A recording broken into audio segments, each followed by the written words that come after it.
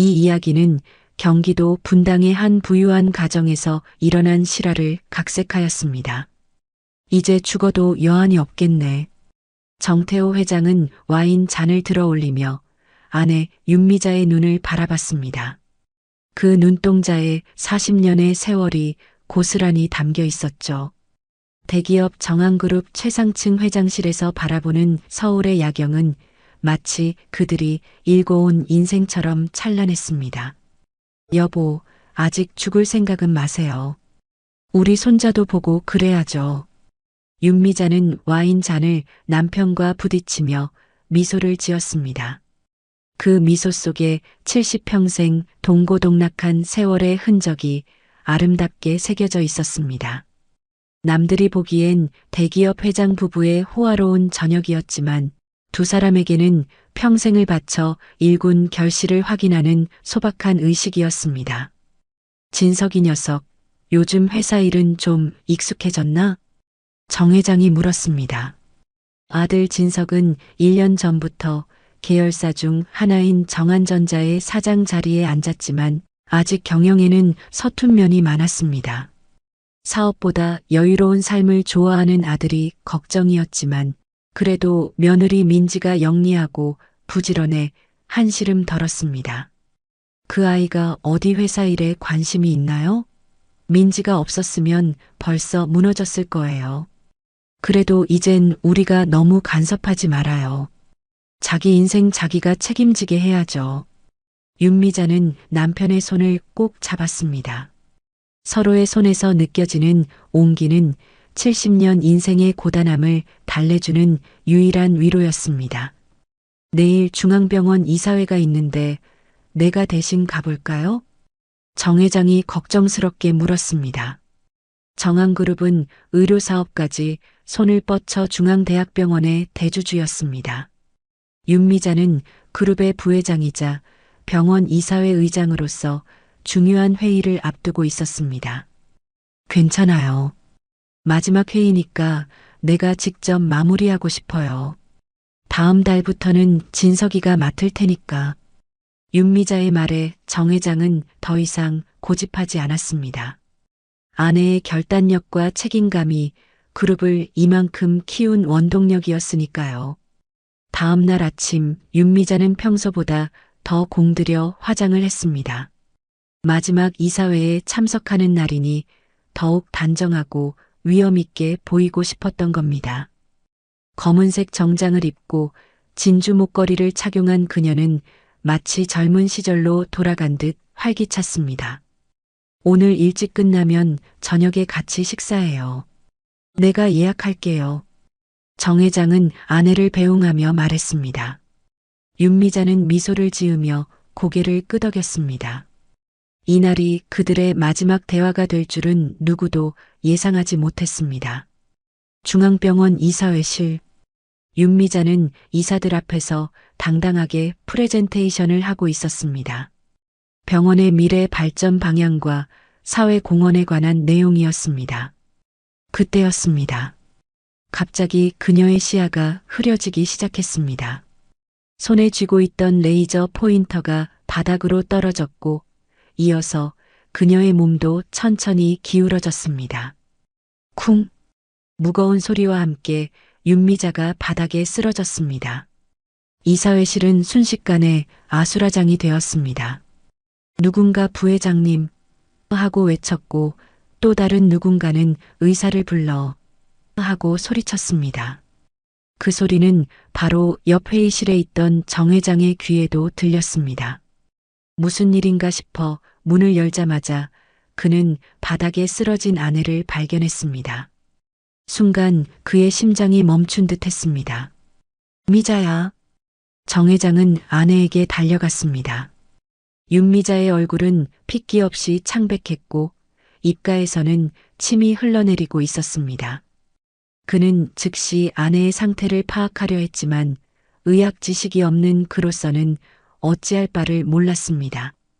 다행히 병원 이사회였기에 의사들이 즉시 응급처치를 시작했습니다.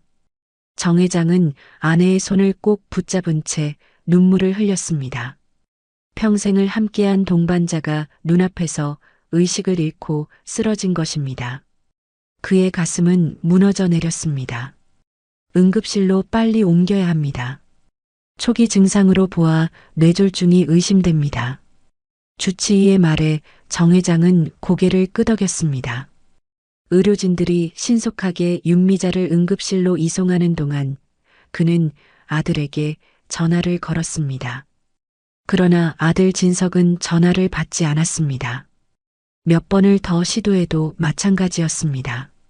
결국 그는 며느리 민지에게 전화를 걸었습니다. 민지야, 어머니가 갑자기 쓰러지셨어. 중앙병원 응급실로 오너라. 회장님, 뇌졸중으로 확인됐습니다.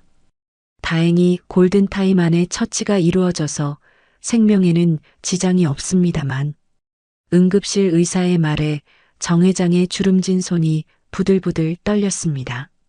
비록 생명에는 지장이 없다고 했지만 다행이라는 말 뒤에 이어진 하지만이라는 단어가 그의 가슴을 더 옥죄었습니다. 하지만 뭐요? 어떻게 된 겁니까? 오른쪽 뇌 부위에 심각한 손상이 있습니다. 왼쪽 신체 마비와 언어 장애가 있을 수 있고 의식 회복도 시간이 필요할 것 같습니다. 정 회장은 순간 다리에 힘이 풀려 의자에 털썩 주저앉았습니다.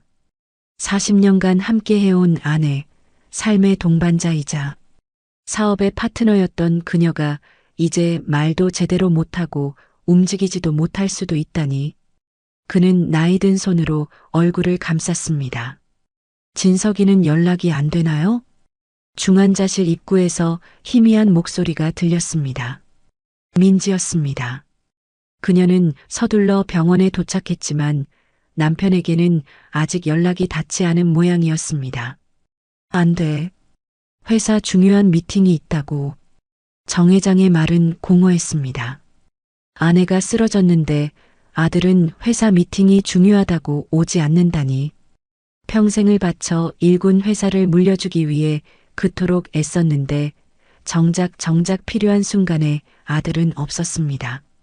아버님, 너무 걱정 마세요. 제가 옆에서 잘 모시겠습니다. 어머님, 금방 나으실 거예요. 민지는 시아버지의 어깨를 가볍게 두드리며 위로했습니다. 그녀의 눈빛은 진심으로 보였습니다. 민지는 결혼 3년 차였지만 아직 시부모와의 관계는 어색한 편이었습니다. 하지만 이런 위급한 상황에서 제일 먼저 달려온 것을 보면 마음씨는 착한 것 같았습니다. 고맙다. 내가 와줘서 정말 고맙구나. 정 회장은 며느리의 손을 꼭 잡았습니다. 그 순간 주치의가 다시 다가왔습니다. 회장님, 수술이 필요합니다. 혈전 제거와 함께 뇌압을 낮추는 시술을 해야 합니다. 보호자 동의가 필요합니다.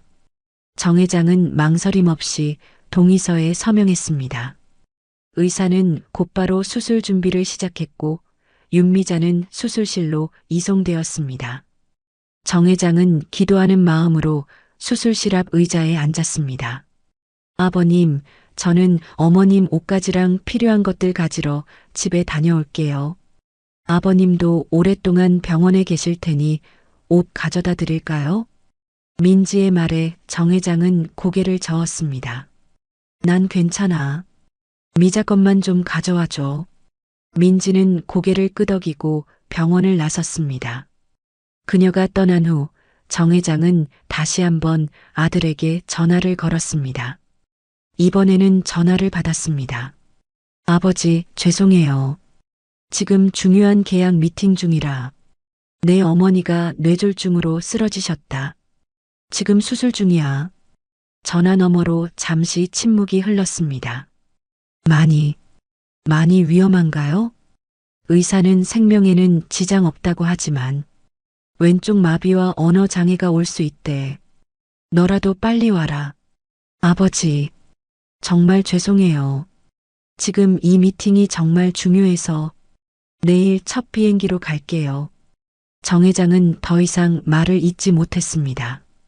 아들의 말에 깊은 실망감이 밀려왔습니다.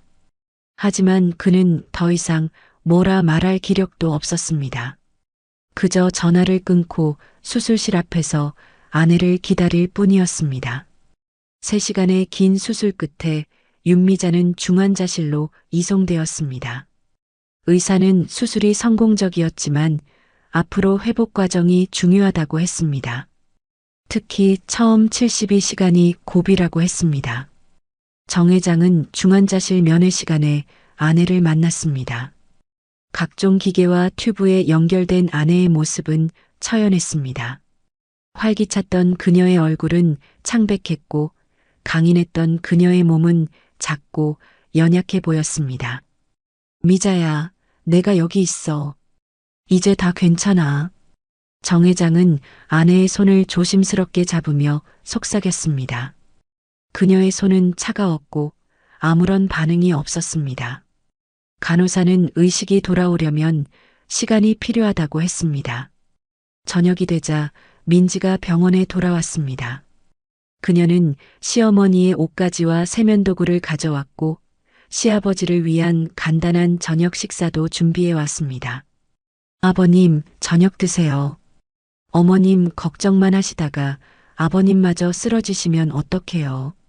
민지의 정성이 담긴 말에 정 회장은 억지로라도 몇 숟가락 뜨려고 노력했습니다. 식사를 마친 후 그는 민지에게 말했습니다. 너도 집에 가서 쉬어라. 내가 여기 있을 테니. 아니에요, 아버님. 제가 오늘 밤 병간호할게요. 아버님은 집에 가서 쉬세요. 정 회장은 잠시 고민했습니다. 사실 그도 너무 지쳐 있었습니다. 70이 넘은 나이에 이런 충격과 스트레스는 감당하기 어려웠습니다. 그래, 고맙다. 내일 아침 일찍 올게. 정 회장은 민지에게 중환자실 면회 방법과 주의사항을 설명한 후 병원을 나섰습니다. 그는 아내와 함께 살던 고급 아파트로 돌아가는 길에 문득 생각했습니다. 민지가 생각보다 착하구나. 진석이가 복이 있어. 그날 밤 민지는 중환자실 면회객 의자에 앉아 시어머니를 지켰습니다. 간호사들이 주기적으로 들어와 상태를 체크하고 약물을 투여했습니다. 민지는 눈 한 번 감지 않고 시어머니를 지켜봤습니다. 그녀의 얼굴에는 진심 어린 걱정이 가득했습니다. 이튿날 새벽 정 회장은 약속대로 일찍 병원에 도착했습니다. 중환자실 앞에서 민지를 발견했을 때 그녀는 의자에 앉아 고개를 숙인 채 잠들어 있었습니다. 새벽 6시, 아직 면회 시간이 아니었지만 간호사들은 특별히 정 회장에게 잠깐 들어가 볼 수 있도록 허락해 주었습니다. 어떻게 지내셨어요? 정 회장이 중환자실에서 나오자 민지가 깨어나 물었습니다. 그녀의 눈은 충혈되어 있었고 피곤해 보였습니다. 변화는 없어. 의사 선생님 말로는 상태는 안정적이라고 하시더구나. 너는 밤새 한숨도 못 잤구나. 괜찮아요, 아버님. 어머님 상태가 더 중요하죠. 민지의 말에 정 회장은 고개를 끄덕였습니다. 며느리의 진심 어린 걱정이 느껴졌습니다. 그때 병원 입구에서 발소리가 들렸습니다. 진석이었습니다. 아버지, 어머니 어떠세요? 진석은 서둘러 아버지에게 다가갔습니다. 그의 얼굴에는 걱정과 함께 약간의 죄책감이 엿보였습니다. 지금은 안정적이시래. 의식은 아직 없으시고. 정 회장의 말에 진석은 안도의 한숨을 내쉬었습니다. 그는 곧바로 아내 민지에게 시선을 돌렸습니다. 당신 밤새 여기 있었어? 피곤하겠네. 집에 가서 쉬어. 민지는 고개를 저었습니다. 괜찮아요. 어머님 곁을 지켜야죠. 진석은 민지의 헌신적인 모습에 미소 지었습니다. 그는 아내의 어깨를 두드리며 고마움을 표했습니다. 아버지, 오늘은 제가 병원에 있을게요. 아버지도 집에 가서 쉬세요. 정 회장은 잠시 고민하다가 결국 아들의 제안을 받아들였습니다. 하루 종일 병원에 있었던 터라 그도 휴식이 필요했습니다. 그래, 잠시 집에 다녀올게. 변화가 있으면 즉시 연락해. 정 회장이 떠난 후 진석은 병원 카페테리아에서 아내와 함께 아침을 먹었습니다. 민지는 피곤해 보였지만 남편에게 시어머니의 상태를 자세히 설명해 주었습니다. 의사 선생님이 뇌 손상이 심각하다고 하셨어. 왼쪽 신체 마비와 언어 장애가 올 수 있대. 진석은 고개를 숙였습니다. 어머니의 건강 상태에 대한 소식은 충격적이었습니다. 당신 어제 정말 고마웠어. 내가 못 왔는데. 괜찮아요. 중요한 미팅이었잖아요. 민지의 대답은 담담했습니다. 그녀는 남편을 원망하는 기색 없이 현실적으로 상황을 받아들였습니다. 오전이 지나고 정 회장이 다시 병원에 돌아왔을 때 의사는 추가 검사 결과를 설명했습니다. 윤미자의 상태는 안정적이지만 의식 회복은 더딜 수 있다는 것이었습니다. 그리고 재활 치료가 길어질 것이라는 전망도 있었습니다. 제가 어머니 병간호를 맡겠습니다. 민지의 단호한 목소리에 정 회장과 진석은 놀란 눈으로 그녀를 바라봤습니다. 하지만 당신 회사 일도 있잖아. 진석의 말에 민지는 고개를 저었습니다. 회사 일은 잠시 쉴 수 있어요. 어머님께서 이 상태로 간병인을 두는 것보다 제가 직접 모시는 게 좋을 것 같아요. 정 회장은 민지의 결심에 감동했습니다. 갑작스러운 상황에서 며느리가 보여준 책임감과 헌신은 예상 밖이었습니다. 고맙구나, 민지야. 하지만 너무 무리하지는 마라. 일주일이 흘렀습니다. 윤미자의 상태는 조금씩 호전되고 있었습니다. 의식은 아직 완전히 돌아오지 않았지만 간간히 눈을 뜨고 주변을 인식하는 모습을 보였습니다. 의사들은 이런 반응이 좋은 신호라고 했습니다. 민지는 매일 병원에 머물렀습니다. 그녀는 시어머니의 몸을 닦아주고 마사지를 해주었으며 말을 걸어주었습니다. 때로는 책을 읽어주기도 했습니다. 간호사들조차 민지의 헌신적인 모습에 감탄했습니다. 정말 드문 며느리네요. 요즘 같은 시대에 이렇게 시어머니를 헌신적으로 돌보는 며느리가 어디 있겠어요? 간호사의 말에 민지는 겸손하게 웃으며 고개를 숙였습니다. 그녀의 모습은 완벽한 며느리였습니다. 열흘째 되는 날 극적인 변화가 있었습니다. 윤미자가 눈을 떴고 주변 사람들을 인식하기 시작했습니다. 의사들은 의식이 돌아온 것이라며 기뻐했습니다. 비록 말을 하지는 못했지만 눈빛으로 의사소통을 할 수 있게 된 것입니다. 어머니, 저예요. 민지예요. 저 알아보세요? 민지는 시어머니의 손을 잡고 물었습니다. 윤미자는 천천히 눈을 깜빡였습니다. 그것은 그래라는 대답이었습니다. 정 회장과 진석은 기쁨의 눈물을 흘렸습니다. 의식이 돌아온 것만으로도 큰 희망이 생긴 것입니다. 의사는 앞으로 집중적인 재활 치료가 필요하지만 의식이 돌아온 것은 매우 긍정적인 신호라고 했습니다. 그날 밤 정 회장과 진석은 잠시 병원 식당에서 저녁을 먹기 위해 자리를 비웠습니다. 병실에는 민지와 윤미자만 남았습니다. 민지는 시어머니의 이마에 냉수 수건을 올려주고 베개를 정리해 주었습니다. 그녀의 행동은 누가 보아도 완벽한 간병인이었습니다. 하지만 문이 닫히고 복도의 발소리가 멀어지자 민지의 표정이 순식간에 변했습니다. 그녀의 눈에서 따뜻함이 사라지고 차가운 냉기가 감돌았습니다. 그녀는 천천히 윤미자의 귓가에 입을 가져갔습니다. 민지의 입에서 나온 말은 충격적이었습니다. 죽어, 쌍년아. 그 말이 귓가에 꽂히는 순간 윤미자의 심장이 멎는 듯 했습니다. 시어머니는 눈을 감은 채 숨을 죽였습니다. 방금 들은 것이 환청인지 아니면 정말 며느리의 입에서 나온 말인지 확신할 수 없었습니다. 하지만 민지의 다음 행동은 모든 의심을 확증으로 바꿔놓았습니다. 민지는 윤미자의 산소 마스크를 잠시 들어 올리며 비웃듯 말했습니다. 한평생 잘 살았으면 됐지. 아직도 살아서 뭐 하려고. 빨리 죽어버려. 윤미자는 눈을 꼭 감은 채 어떤 반응도 보이지 않으려 애썼습니다. 그녀의 의식은 또렷했지만 몸은 여전히 자신의 뜻대로 움직이지 않았습니다. 그저 이 끔찍한 상황을 견디는 것밖에 할 수 없었습니다. 민지는 윤미자의 얼굴을 찬찬히 살펴보더니 다시 산소 마스크를 제자리에 놓았습니다. 그리고는 창가로 걸어가 병실 밖 야경을 바라보며 전화를 꺼냈습니다. 나야. 시어머니 상태가 좀 좋아졌대. 의식이 돌아왔어. 민지의 목소리는 전화 너머의 상대방에게는 상냥했습니다.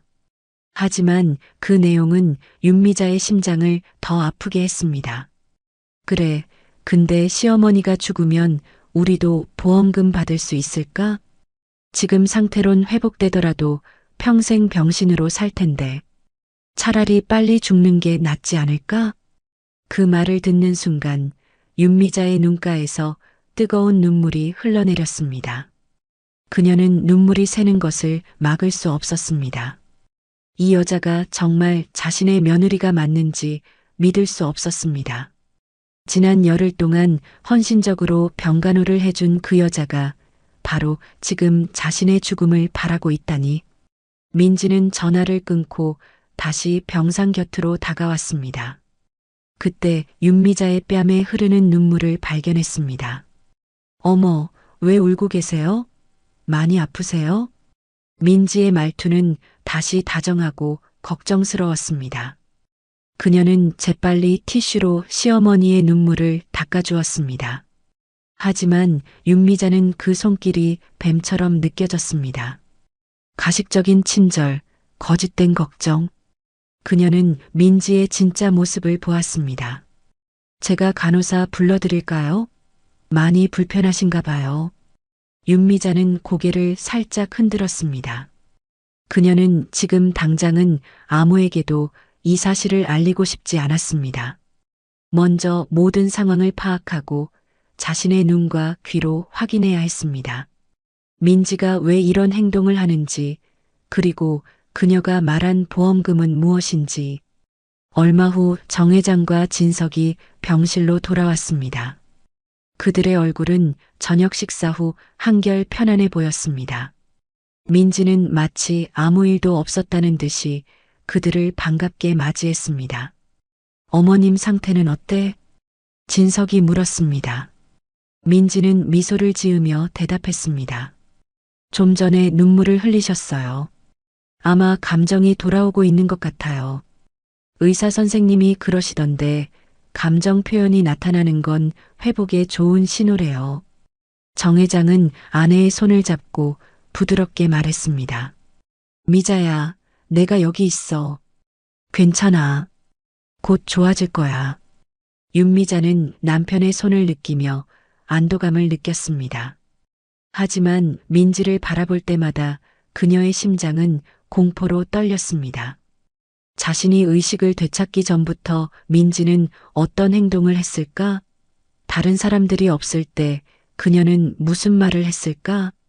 밤이 깊어지자 병실의 방문객 시간이 끝났습니다.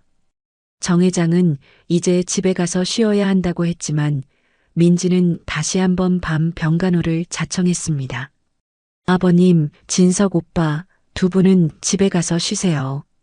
제가 어머님 곁을 지킬게요. 그 말에 윤미자는 공포에 사로잡혔습니다.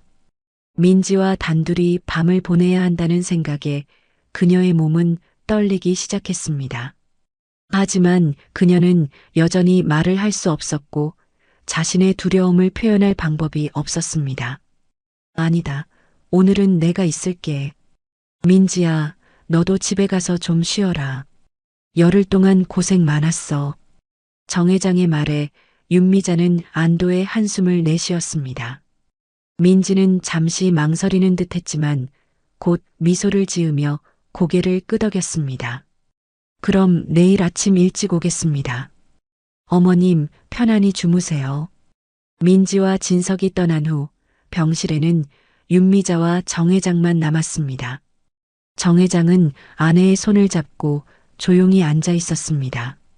윤미자는 무언가 말하고 싶었지만 그녀의 입은 여전히 그녀의 뜻대로 움직이지 않았습니다. 밤이 깊어질수록 윤미자의 마음은 더 무거워졌습니다.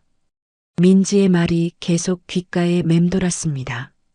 죽어, 쌍년아. 빨리 죽는 게 낫지 않을까? 그 말들은 끔찍한 악몽처럼 그녀를 괴롭혔습니다. 새벽녘 정 회장이 잠시 졸고 있을 때 윤미자는 온 힘을 다해 손가락을 움직여 보았습니다. 처음에는 미세한 움직임이었지만 점차 그녀는 오른손 검지를 들어 올릴 수 있게 되었습니다. 그녀는 필사적으로 남편의 손을 두드렸습니다. 미자야, 무슨 일이야? 정 회장이 놀라 깨어났습니다. 윤미자는 눈을 크게 뜨고 남편을 바라보았습니다. 그녀는 무언가 말하고 싶었지만 여전히 목소리가 나오지 않았습니다. 종이와 펜이 필요해? 뭔가 쓰고 싶은 거야? 윤미자는 눈을 깜빡여 그렇다는 신호를 보냈습니다. 정 회장은 간호사를 불러 종이와 펜을 가져오게 했습니다. 윤미자는 힘겹게 오른손을 움직여 종이 위에 무언가를 적기 시작했습니다. 그녀의 글씨는 떨리고 흐트러졌지만 정 회장은 그 의미를 알아볼 수 있었습니다. 민, 지, 조, 심. 민지 조심? 무슨 말이야, 미자야? 정 회장은 당혹스러운 표정으로 아내를 바라봤습니다. 윤미자는 다시 한번 온 힘을 다해 종이 위에 글자를 적었습니다. 손가락 하나 움직이는 것조차 엄청난 에너지가 필요했지만 그녀는 이 메시지를 전달해야만 했습니다. 민지, 네, 죽, 바, 란, 다. 정 회장의 얼굴이 창백해졌습니다. 그는 아내가 쓴 글자를 여러 번 읽어보았습니다. 처음에는 믿기 힘들었습니다. 아내가 뇌졸중 후유증으로 혼란스러워하는 것인지 아니면 정말 무슨 일이 있었던 것인지 판단하기 어려웠습니다. 미자야, 민지가 너의 죽음을 바란다고? 그게 무슨 말이야? 민지는 이 열흘 동안 너를 위해 밤낮으로 병간호를 했어. 간호사들도 민지를 칭찬했다고. 윤미자는 눈물을 흘리며 고개를 저었습니다. 그녀는 남편이 자신의 말을 믿지 않는 것에 절망했습니다. 하지만 그녀는 포기할 수 없었습니다.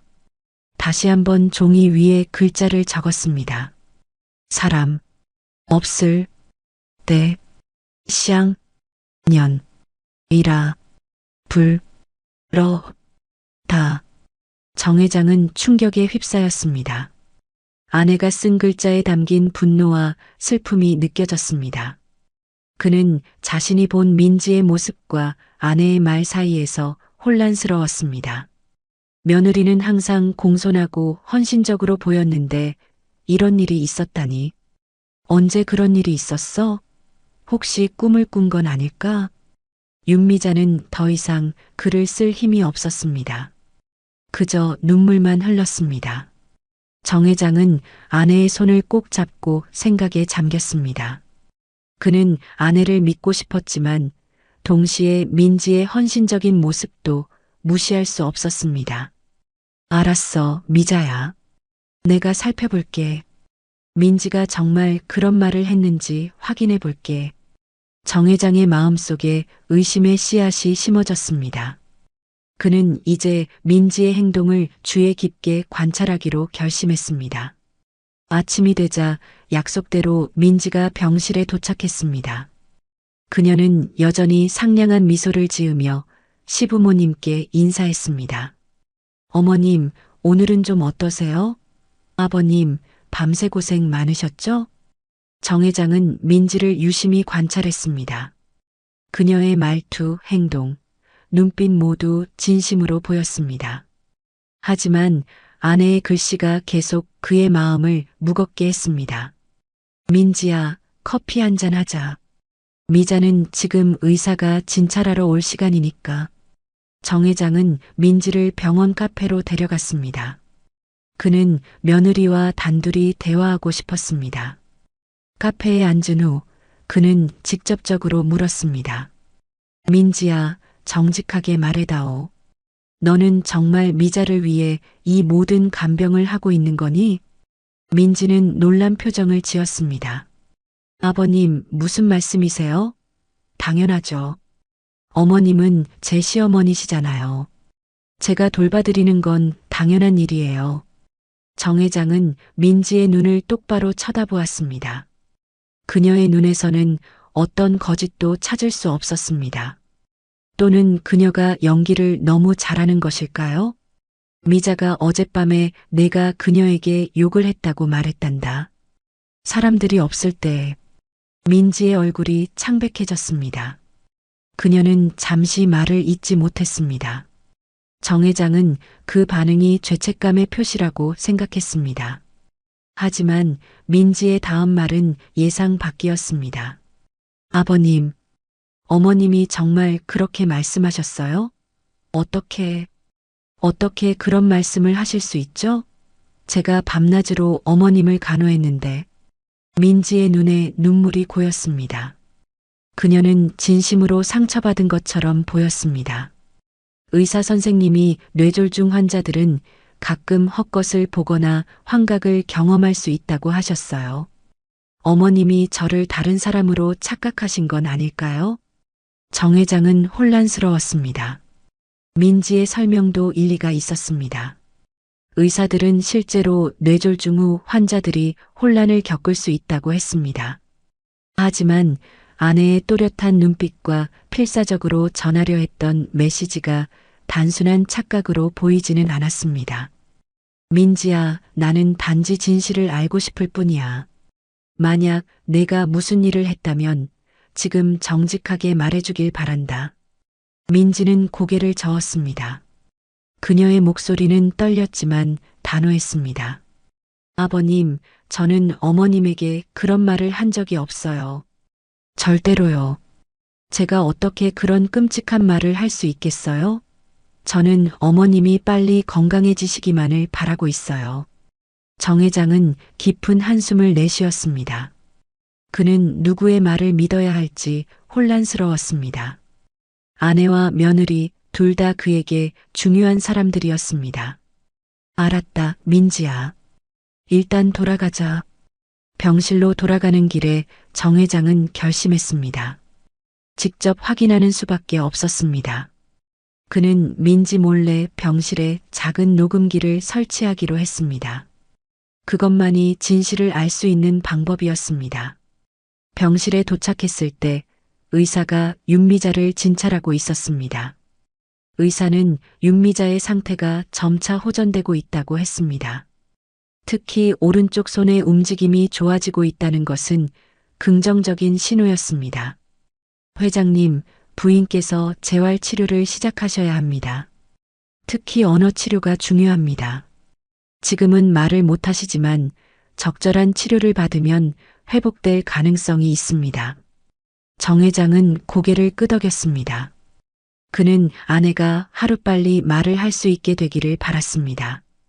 그래야만 진실을 말할 수 있을 테니까요. 의사가 떠난 후 정 회장은 민지에게 잠시 점심을 사오겠다며 병실을 나섰습니다. 하지만 그는 실제로는 전자제품 상점으로 향했습니다. 그는 작은 녹음기를 구입했고 병실로 돌아와 아내의 베개 밑에 몰래 숨겼습니다. 미자야, 걱정하지 마. 내가 진실을 밝혀낼게. 그는 아내의 귓가에 속삭였습니다. 윤미자는 희미하게 미소를 지었습니다. 그녀의 눈에는 감사의 빛이 어렸습니다. 그날 오후 정 회장은 회사 일로 잠시 병원을 비워야 했습니다. 중요한 이사회가 있었고 그의 참석이 필수적이었습니다. 그는 민지에게 아내를 부탁한다고 말하고 병원을 떠났습니다. 걱정 마세요, 아버님. 제가 잘 모시고 있을게요. 민지의 미소는 여전히 상냥했습니다.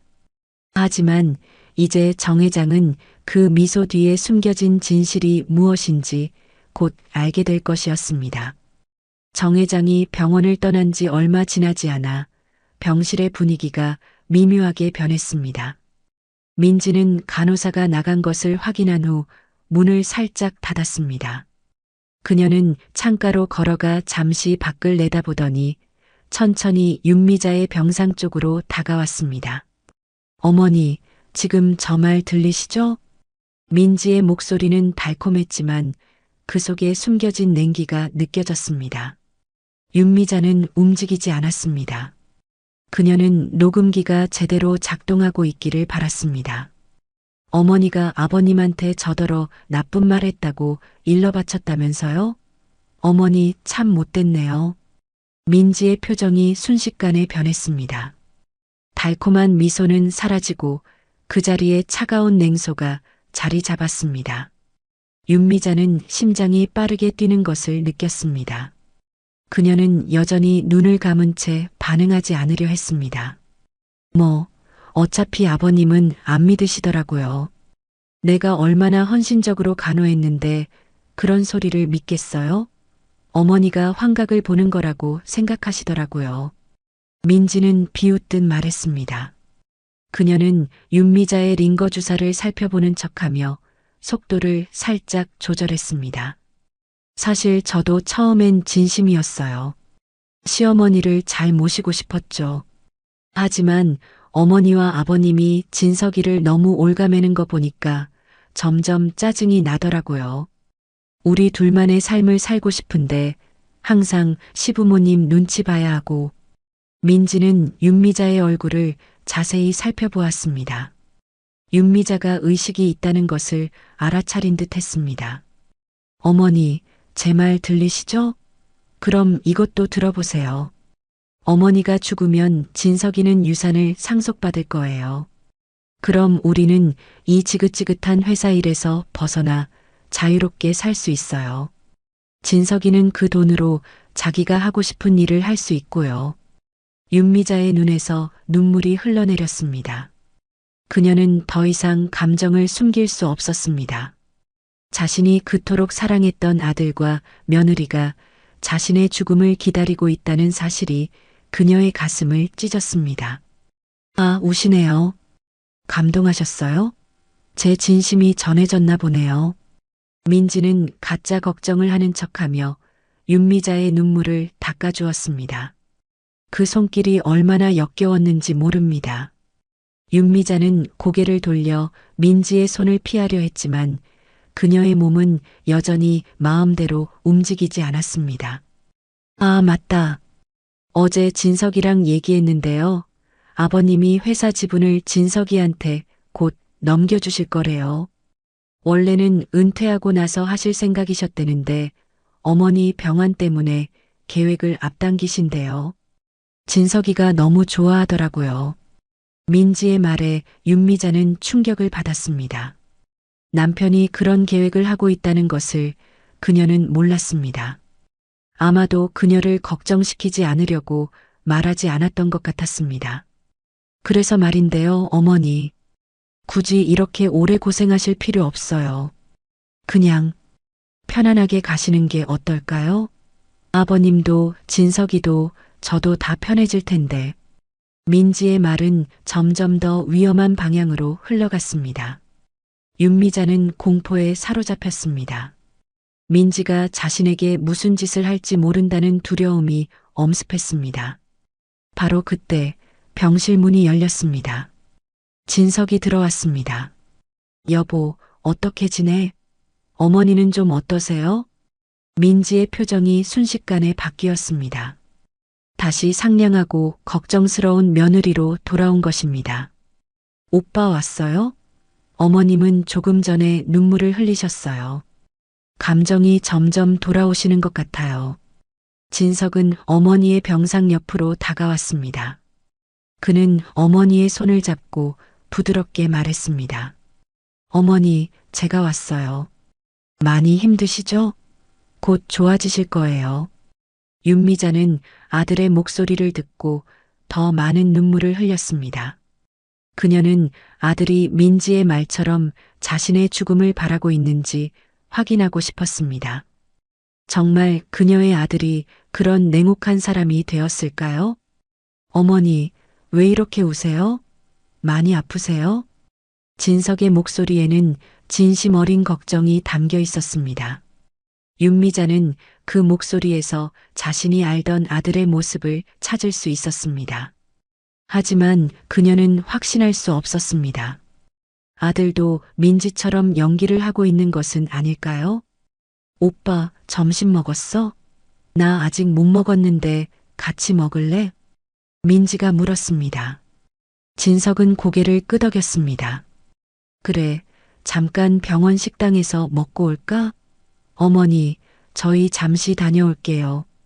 두 사람이 나가자마자 윤미자는 안도의 한숨을 내쉬었습니다. 그녀는 민지의 존재가 없는 이 짧은 시간을 활용해야 했습니다.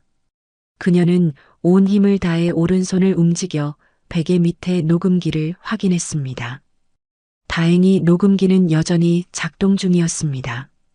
그녀는 이제 남편이 돌아오기만을 기다렸습니다. 녹음된 민지의 말이 그녀의 유일한 증거였습니다. 그것만이 남편에게 진실을 알릴 수 있는 방법이었습니다. 시간이 천천히 흘렀습니다. 진석과 민지가 돌아왔고 그들은 평소처럼 행동했습니다. 민지는 다시 헌신적인 며느리 역할을 완벽하게 연기했습니다. 하지만 이제 윤미자는 그녀의 연기를 꿰뚫어 볼 수 있었습니다. 오후 5시 정 회장이 병원에 돌아왔습니다. 그의 얼굴은 지쳐 보였지만 아내를 보자 미소를 지었습니다. 어떻게 지냈어, 미자야? 오늘 좀 나아졌어? 윤미자는 미세하게 눈을 깜빡여 대답했습니다. 그녀의 눈에는 절박함이 서려 있었습니다. 정 회장은 그 눈빛을 읽을 수 있었습니다. 진서가, 민지야, 너희들 잠시 집에 다녀오지 않겠니? 나도 옷을 갈아입어야 하고 미자 물건도 몇 가지 가져와야 해. 진석과 민지는 서로 눈을 마주치더니 고개를 끄덕였습니다. 네, 아버님. 저희가 다녀올게요. 어머니 약 드실 시간도 1시간 후니까 그때쯤 돌아오겠습니다. 두 사람이 병실을 나가자마자 정 회장은 신속하게 문을 닫고 베개 밑에서 녹음기를 꺼냈습니다. 그는 아내에게 속삭였습니다. 미자야, 뭔가 녹음됐니? 민지가 정말 그런 말을 했어? 윤미자는 눈을 깜빡여 그렇다고 대답했습니다. 정 회장은 녹음기의 재생 버튼을 눌렀습니다. 민지의 차가운 목소리가 병실에 울려 퍼졌습니다. 녹음기에서 흘러나오는 민지의 목소리가 병실에 가득 찼습니다. 어머니가 죽으면 진석이는 유산을 상속받을 거예요. 그럼 우리는 이 지긋지긋한 회사 일에서 벗어나 자유롭게 살 수 있어요. 정 회장의 얼굴이 창백해졌습니다. 그는 녹음기를 더 가까이 귀에 대고 집중해서 들었습니다. 민지의 냉혹한 말들이 계속해서 흘러나왔습니다. 그래서 말인데요, 어머니. 굳이 이렇게 오래 고생하실 필요 없어요. 그냥 편안하게 가시는 게 어떨까요? 아버님도 진석이도 저도 다 편해질 텐데. 녹음이 끝났을 때 정 회장의 손이 떨리고 있었습니다. 그의 눈에는 분노와 배신감이 가득했습니다. 아내가 말한 것이 사실이었던 것입니다. 민지는 겉으로는 헌신적인 며느리 행세를 하면서 실제로는 아내의 죽음을 바라고 있었습니다. 미자야, 정말 미안해. 내가 너를 믿지 못했구나. 정 회장은 아내의 손을 꼭 잡았습니다. 윤미자의 눈에서는 눈물이 흘러내렸습니다. 그녀는 남편이 마침내 진실을 알게 되어 다행이라고 생각했습니다. 진석이도 이런 생각을 하고 있을까? 정 회장의 목소리는 떨렸습니다. 그는 아들마저 아내의 죽음을 바라고 있는 것은 아닌지 두려웠습니다. 녹음에서는 진석의 직접적인 발언이 없었지만 민지가 진석과 상의했다는 말을 한 것으로 보아둘이 공모했을 가능성도 있었습니다. 내가 처리할게, 미자야. 걱정하지 마. 정 회장은 결단력 있는 목소리로 말했습니다. 그의 눈빛이 달라졌습니다. 이제 그는 가족을 지키기 위해 무엇이든 할 준비가 되어 있었습니다. 그는 먼저 병원 경비팀에 연락했습니다. 윤미자의 병실에 CCTV를 설치해달라고 요청했습니다. 그 다음으로 그는 자신의 변호사에게 전화를 걸었습니다. 김 변호사, 나 정태호입니다. 긴급한 일이 생겼습니다. 지금 바로 중앙병원으로 와주시겠습니까? 정 회장은 전화를 끊고 아내를 바라봤습니다. 미자야, 이제 너를 지켜줄게. 그리고 우리가 평생 일구어온 것들이 이런 식으로 배신자들에게 넘어가게 하지 않을 거야. 윤미자는 희미하게 미소 지었습니다. 그녀는 남편의 강인함을 믿었습니다. 그가 모든 것을 바로잡아 줄 것이라는 확신이 들었습니다. 얼마 후 변호사가 병실에 도착했습니다.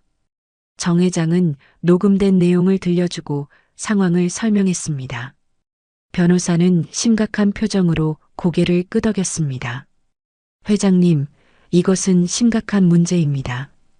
부인을 위협하고 해를 끼치려는 의도가 명백히 드러나 있습니다.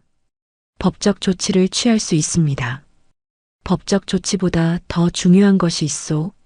내 아내를 지키는 것과 우리 재산이 엉뚱한 곳으로 가는 것을 막는 것이요. 정 회장은 단호하게 말했습니다. 그의 계획은 이미 머릿속에 그려져 있었습니다. 모든 재산과 회사 지분을 재정리해야 합니다. 진석이와 민지에게 넘어갈 예정이었던 모든 것을 다시 검토해야 합니다. 변호사는 고개를 끄덕였습니다. 그는 메모를 하기 시작했습니다. 그리고 김 변호사, 한 가지 더 부탁이 있소. 내 아내의 보험 계약을 모두 확인해 주시오. 혹시 내가 모르는 보험이 있는지, 수익자가 누군지. 변호사는 즉시 알아보겠다고 약속했습니다. 정 회장은 마지막으로 중요한 지시를 내렸습니다. 모든 일은 비밀리에 진행되어야 합니다. 진석이와 민지가 알아채지 못하게 해주시오. 변호사가 떠난 후 정 회장은 아내 옆에 앉아 그녀의 손을 잡았습니다. 그의 얼굴에는 결연한 표정이 서려 있었습니다. 미자야, 내가 모든 것을 바로잡을게. 우리가 평생 일구어온 것들이 이런 배신자들에게 넘어가게 하지 않을 거야. 그때 병실 문이 열렸습니다. 진석과 민지가 돌아온 것입니다. 그들의 얼굴에는 여전히 걱정스러운 표정이 있었습니다. 정 회장은 녹음기를 재빨리 주머니에 넣었습니다. 아버님, 돌아오셨네요. 어머님은 좀 어떠세요? 민지가 상냥하게 물었습니다. 정 회장은 겉으로는 평소와 다름없이 대답했습니다. 조금씩 나아지고 있어. 의사 선생님도 희망적으로 말씀하시더구나. 진석은 어머니의 병상 옆으로 다가와 손을 잡았습니다. 어머니, 제가 왔어요. 오늘은 회사 일 다 정리하고 왔으니까 밤에 제가 병간호할게요. 정 회장은 아들의 말에 냉정하게 대답했습니다. 그럴 필요 없다, 진석아. 내가 있을 거야. 너희는 집에 가서 쉬어라. 진석은 아버지의 차가운 반응에 약간 당황한 듯 했지만 더 이상 고집하지 않았습니다. 민지는 의아한 표정으로 시아버지를 바라봤습니다. 하지만 그녀도 아무 말 없이 고개를 끄덕였습니다. 그럼 내일 아침에 다시 오겠습니다, 아버님. 두 사람이 병실을 나간 후 정 회장은 깊은 한숨을 내쉬었습니다. 그는 지금 무척 지쳐 있었지만 해야 할 일이 많았습니다. 그는 아내에게 속삭였습니다. 미자야, 내가 모든 것을 처리할 테니 걱정하지 마. 넌 그저 빨리 회복하는 데 집중해. 다음 날 아침 정 회장은 회사에 출근했습니다. 그는 임원들을 긴급 소집했습니다. 회의실에 모인 임원들은 정 회장의 심각한 표정을 보고 긴장했습니다. 여러분, 오늘 중요한 결정을 내렸습니다. 제 아내의 건강 상태로 인해 회사 경영 구조를 재정비하려고 합니다. 임원들은 의아한 표정으로 서로를 바라봤습니다. 모두가 정 회장이 은퇴를 앞당기고 아들 진석에게 회사를 물려줄 것이라고 예상했기 때문입니다. 저는 당분간 회사 경영에 더 집중할 것입니다. 그리고 제 아들 진석은 현재 맡고 있는 직책에서 물러나게 될 것입니다. 임원들 사이에서 놀라움의 탄성이 흘러나왔습니다. 정 회장은 단호하게 계속 말했습니다. 앞으로 회사의 모든 중요한 결정은 저와 상의해 주시기 바랍니다. 자세한 내용은 추후 공지하겠습니다. 회의가 끝난 후 정 회장은 비서에게 아들을 자신의 사무실로 불러달라고 요청했습니다. 얼마 후 진석이 노크를 하고 사무실에 들어왔습니다. 아버지, 저를 부르셨습니까? 정 회장은 차갑게 대답했습니다. 앉아라, 진석아. 사무실의 공기가 무거웠습니다. 창밖으로 보이는 서울의 스카이라인은 여전히 화려했지만 방 안의 분위기는 얼음장처럼 차가웠습니다. 진석은 아버지의 책상 앞에 앉았습니다. 그의 얼굴에는 의문과 불안이 교차했습니다. 진석아, 난 너와 민지에 대해 중요한 결정을 내렸다. 정 회장의 목소리는 평소와 달리 냉정했습니다. 그는 책상 서랍에서 녹음기를 꺼내 재생 버튼을 눌렀습니다. 민지의 목소리가 사무실에 울려 퍼졌습니다. 어머니가 죽으면 진석이는 유산을 상속받을 거예요. 그럼 우리는 이 지긋지긋한 회사 일에서 벗어나 자유롭게 살 수 있어요. 진석의 얼굴이 창백해졌습니다. 그는 입을 벌렸지만 아무 말도 나오지 않았습니다. 정 회장은 녹음기를 멈추지 않고 계속 재생했습니다. 민지의 모든 악의적인 말들이 고스란히 들렸습니다. 이게 무슨 소리예요, 아버지? 진석은 겨우 말을 꺼냈습니다. 그의 목소리는 떨리고 있었습니다. 내 아내가 어제 내 어머니 병실에서 한 말이다. 내 어머니가 의식이 있을 때 정 회장은 냉정하게 대답했습니다. 그는 아들의 표정을 유심히 관찰했습니다. 진석이 정말로 이 일에 관여했는지 확인하고 싶었습니다. 민지가 이런 말을 했다고요? 저는 믿을 수 없습니다, 아버지. 분명 오해? 이게 어떻게 오해가 될 수 있지? 내 아내의 목소리가 아니냐? 정 회장의 목소리가 높아졌습니다. 그의 눈에는 분노가 가득했습니다. 아버지, 저는 정말 몰랐습니다. 민지가 이런 생각을 하고 있었다니.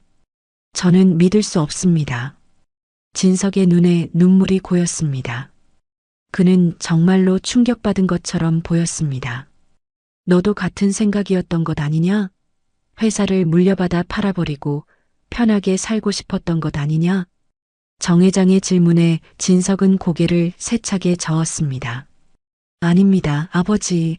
저는 그런 생각 한 번도 해본 적 없습니다. 어머니가 빨리 나아지시기만을 바랐습니다. 민지가 그런 끔찍한 생각을 하고 있었다니. 저는 정말 몰랐습니다. 정 회장은 아들의 눈을 똑바로 쳐다보았습니다. 진석의 눈에는 진심이 담겨 있는 것 같았습니다.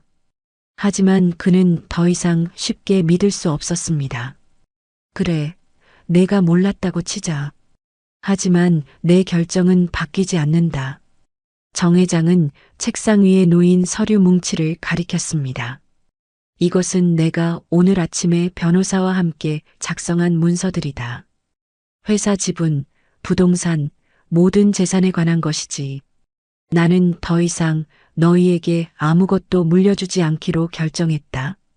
진석의 얼굴이 경악으로 물들었습니다. 아버지, 그게 무슨... 모든 재산은 자선단체와 직원들을 위한 복지재단으로 갈 것이다. 내 어머니와 내가 평생을 바쳐 일군 것들이 배신자들에게 넘어가는 것을 볼 수 없구나. 정 회장의 목소리는 단호했습니다. 그의 결심은 확고해 보였습니다. 아버지, 제발 다시 생각해 보세요. 저는 정말 몰랐습니다. 민지가 이런 생각을 하고 있었다니. 저도 충격입니다. 진석은 간절하게 호소했습니다. 하지만 정 회장의 마음은 이미 정해진 듯 했습니다. 늦었다, 진석아. 난 이미 모든 절차를 밟았다.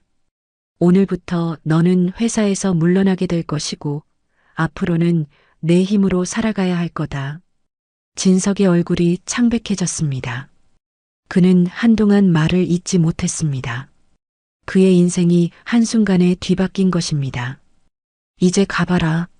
그리고 민지에게 오늘부터 병원에 오지 말라고 전해라. 내 어머니는 이제 전문 간병인이 돌볼 것이다. 진석은 천천히 일어섰습니다. 그의 다리가 후들거렸습니다. 아버지, 저는 정말 어머니가 걱정이었습니다. 민지의 생각을 몰랐습니다. 그만 가라, 진석아. 정 회장의 말에 진석은 더 이상 항변하지 않고 사무실을 나갔습니다. 문이 닫히자 정 회장은 깊은 한숨을 내쉬었습니다. 그는 아들을 믿고 싶었지만 이제는 누구도 쉽게 믿을 수 없었습니다. 그날 오후 정 회장은 병원으로 돌아갔습니다. 그는 이제 전문 간병인을 고용했고 병실에 CCTV를 설치했습니다. 윤미자의 안전을 위한 모든 조치를 취한 것입니다. 미자야, 모든 일을 처리했어. 이제 너는 안전해. 정 회장은 아내의 손을 잡고 말했습니다. 윤미자는 미세하게 고개를 끄덕였습니다. 그녀의 눈에는 안도감이 서려 있었습니다. 진석이는 정말 몰랐다고 하더구나. 하지만 난 더 이상 누구도 쉽게 믿을 수 없어. 우리가 평생 일구어온 것들이 이런 식으로 끝나다니. 정 회장의 목소리에는 깊은 슬픔이 묻어 있었습니다. 윤미자도 마찬가지였습니다. 그녀는 아들을 너무나 사랑했지만 이제는 모든 것이 의심스러웠습니다. 그날 저녁 진석과 민지가 병원을 찾아왔습니다. 하지만 병실 앞에는 경비원이 서 있었고 그들의 출입을 막았습니다. 죄송합니다만 정 회장님의 지시로 두 분은 출입이 제한되었습니다. 민지는 당황한 표정으로 진석을 바라봤습니다. 이게 무슨 일이에요? 왜 우리가 들어갈 수 없는 거죠? 진석은 아무 말도 하지 않았습니다. 그는 이미 모든 것을 알고 있었습니다. 민지가 저지른 일, 그리고 그것이 가져온 결과를. 여보, 집에 가자. 그는 간단히 말했습니다. 민지는 여전히 상황을 이해하지 못한 채 항의하려 했지만 진석은 그녀의 팔을 잡고 병원을 빠져나왔습니다. 집으로 돌아가는 차 안에서 진석은 모든 것을 민지에게 말했습니다. 녹음된 내용, 아버지의 결정, 그들이 모든 것을 잃게 된 사실을. 이게 무슨 소리야? 내가 그런 말을 했다고? 누가 그런 거짓말을? 민지의 변명은 진석의 차가운 시선에 멈췄습니다. 녹음이 있어, 민지야. 내 목소리야. 어떻게 그런 끔찍한 생각을 할 수 있었어? 민지는 더 이상 변명할 수 없었습니다. 그녀의 얼굴이 창백해졌습니다. 난 그저 뭐, 내 어머니의 죽음을 바랐다고? 보험금을 받고 싶었다고? 어떻게 그럴 수 있어? 진석의 목소리가 떨렸습니다. 그는 분노와 배신감으로 가득 찼습니다. 당신 때문에 우리는 모든 것을 잃었어. 아버지는 모든 재산을 자선단체에 기부하기로 결정하셨어. 우리에게는 아무것도 남지 않아. 민지의 얼굴이 일그러졌습니다. 그녀의 계산은 완전히 빗나간 것입니다. 그럴 수 없어. 당신이 상속받을 권리가 있어. 우리가. 그만해. 더 이상 듣고 싶지 않아. 진석은 차를 갓길에 세웠습니다. 그의 눈에는 눈물이 고여 있었습니다. 민지야, 우리 이혼하자. 난 더 이상 당신과 함께할 수 없어. 민지는 충격에 빠졌습니다. 그녀의 계획이 완전히 무너진 것입니다. 그로부터 한 달 후, 윤미자의 상태는 크게 호전되었습니다. 그녀는 이제 간단한 말을 할 수 있게 되었고, 오른쪽 신체 기능도 많이 회복되었습니다. 정 회장은 매일 병원에서 아내를 돌보았습니다. 진석은 아버지의 회사에서 물러나 작은 사업을 시작했습니다. 그는 민지와 이혼 절차를 밟았고 이제 홀로 새 출발을 하고 있었습니다. 그는 종종 병원에 찾아와 어머니의 회복을 지켜보았지만 부모님은 여전히 그를 경계했습니다. 정 회장과 윤미자는 모든 재산을 정리하고 조용한 시골 마을로 이사했습니다. 그들은 이제 서로를 위한 시간을 갖기로 했습니다. 평생을 일에 바친 후 이제는 진정한 휴식을 취할 때였습니다. 여보, 행복해요? 회복된 윤미자가 물었습니다. 그들은 시골집 정원에 앉아 석양을 바라보고 있었습니다. 당신과 함께라면 어디서든 행복해. 정 회장은 아내의 손을 꼭 잡았습니다. 그들은 많은 것을 잃었지만 가장 중요한 것, 서로에 대한 사랑은 잃지 않았습니다. 진석이는 어떻게 지내나요? 윤미자는 조심스럽게 물었습니다. 그녀는 여전히 아들을 걱정했습니다.